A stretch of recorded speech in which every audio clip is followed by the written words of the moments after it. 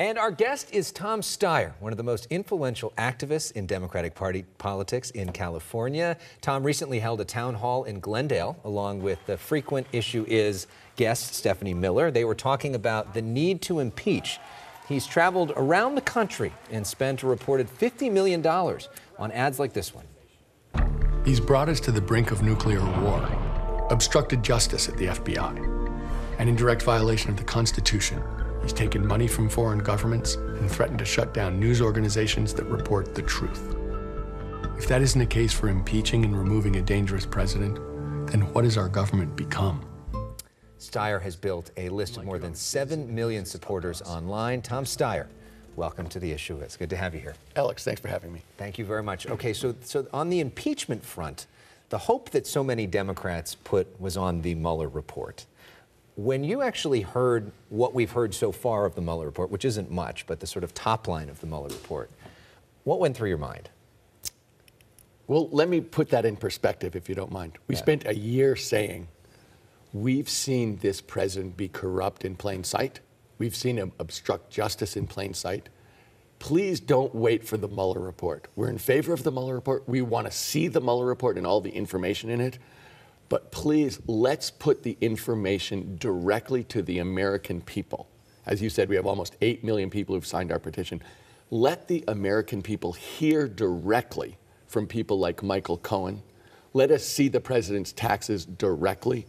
Give us the Mueller report. Let the American people of whatever political party make up our own minds about what's gone on and what we think of it. And what that looks like to you is what, impeachment hearings? It is public hearings on TV. Because when you think about the one hearing we've had, it was Michael Cohen. And honestly, everybody learned a lot from it, including what kind of person Michael Cohen was and the kind of people that the president surrounds himself with. So members of Congress are going to be the ones who end up determining if that happens or if that doesn't happen. We had Congressman Adam Schiff on the show last week, and I asked him about the impeachment question. This is what he had to say. Is impeachment now off the table? I think that the bar for impeachment is very high. It would have to be a bipartisan process, and the likelihood of the Republican members of the Senate deeming this president's conduct, almost no matter how egregious it is, as declaring him unfit for office or constituting high crimes and misdemeanors, that is obviously a very high bar. So his point basically, Republicans are never going to go for this, so maybe it's not worth it politically to go through all of this. What's your response to that? Look, I am a big admirer of Adam Schiff, but we look at this completely differently. He's giving you a Washington answer. I'm saying we're all about the direct truth to the American people. So I'm not worried about the senators who are Republicans or Democrats. My point is, if we go to the American people, it's up to us. Give us a chance. If the American people decide this president has to go, you'll discover that these senators think he has to go too. When the American people say to the Republican senators, either he goes or you go, they're going to make a different decision. But the real point is, let's get back to actual democracy. Let's let the American people hear the truth directly. Give us a chance to come together across party lines and see what we think about what's happened. You know, you've been very successful in your life. You have a lot of choice, which gives you a lot of choices to do a lot of things. Why the passion for this? Well, what I really believe in my heart of hearts is that we know we have a divided country, and what we're really missing is a positive vision for how we come together and what it is to be an American and how we can be prosperous and successful together in the 21st century. And in order to do that, we're going to have to start telling the truth to each other. And that's really what I'm pushing for here is let the American people hear the unvarnished truth here. Let us make up our minds. And if we can come together on this, then we can come together on a whole bunch of other things where actually, as someone who's gone around the country for 6 years and talked to people in red states and blue states, we share so much more than divides us. Give us a chance to hear the truth. Give us a chance to understand how good this country is, how good the American people really are. and let us move forward in a positive way. And I believe this is the foundation for that. Some critics might say going forward in a positive way is not trying to impeach the President of the United States. And some people might say that actually holding everybody to an equal standard, that we actually have values that we uphold, and when we see corruption, regardless of how important and powerful and rich somebody is, we hold up the values of the United States across the board. That's actually what we're talking about. We're talking about tell the truth, equal justice, stand up for the American people. One of the things the president has been talking about recently, which affects so many Californians, is the border. Yeah. He's been saying that he potentially has the need to close the border if Mexico doesn't make a better deal. As somebody who's so active in California politics, what's your response to that? Look, let me put it in a slightly different context. I spent 35 years as a professional investor examining how countries and economic systems and political systems work. And the idea that we could close the border with Mexico and somehow that would be bearable for the United States shows a shocking lack of understanding about how connected this country is, specifically to Mexico, but to the rest of the world. I think that you'd see a ripple effect through our economy that would be shocking.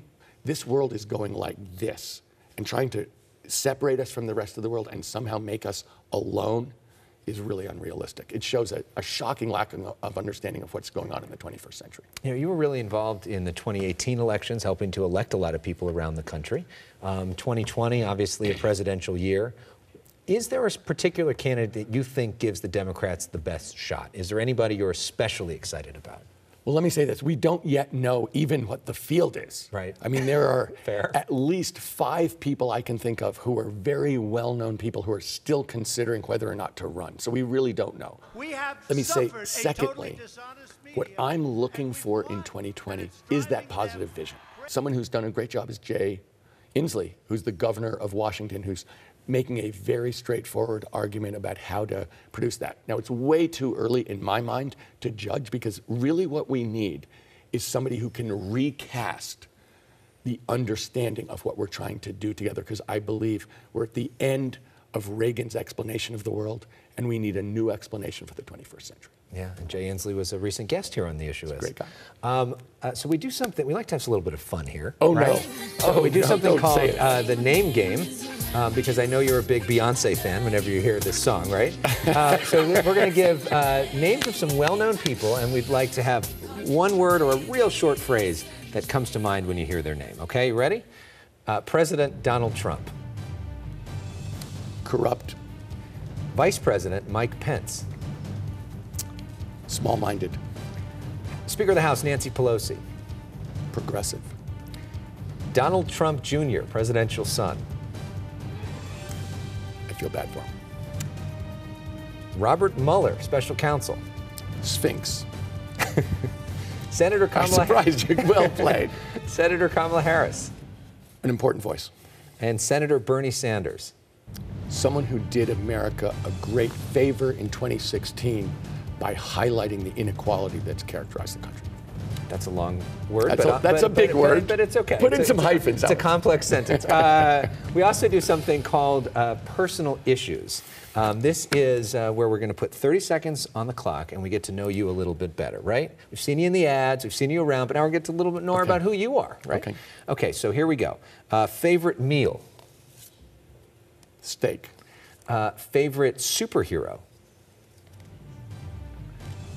Christ. Favorite type of music? Gospel. One thing you'd bring to a deserted island? Books. Favorite Disneyland ride? God, I haven't been to Disneyland. My youngest kid's 25. What's the mountain? Okay, Matterhorn. Favorite candy? Favorite candy? I'd have to say, wow. I don't eat candy. Okay, favorite song? Taking It to the Streets. Taking It to the Streets, which I think we have. Yes, we do have it. There we have it. That's the right one. Why? Why this song? Because we're a grassroots organization. We're pushing as hard as we can for government of, by, and for the people. And we're saying, take it out of the elites. Let the American people get their democracy back. That's our biggest point. And that's what this song is about. Give it back to the American people. Do you jam out when you hear it? It's sad, but yes. Tom Steyer, thank you so much for being here. Thank you for joining us for The Issue Is. More of the show when we come back. Now's your chance to jam out a little. I have 4 kids who mock my dancing.